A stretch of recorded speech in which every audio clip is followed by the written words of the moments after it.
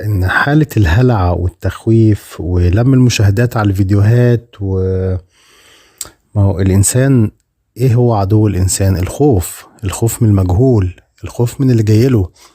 بكرة في ايه؟ طب هو حياتنا دي عبارة عن ايه؟ امبارح هو عدى وخلص خلاص، مش هتغير.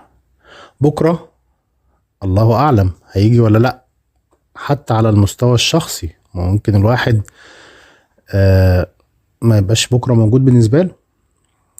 مش معناها ان الأيام يعني، هو في ايه حديث عن الرسول عليه الصلاة والسلام ايه؟ من مات قامت قيامته. يعني اللي بيموت قيامته بتقوم. جت بقى بعد 10 سنين، بعد 200 سنة، بعد 1000 سنة، الله أعلم. بس انت تملك يومك. يومك اللي تملكه ده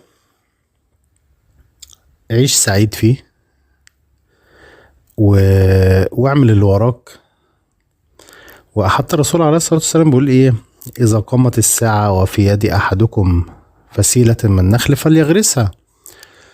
يعني ده لو الساعة قامت وانت ماسك زرعة وبتزرعها كمل.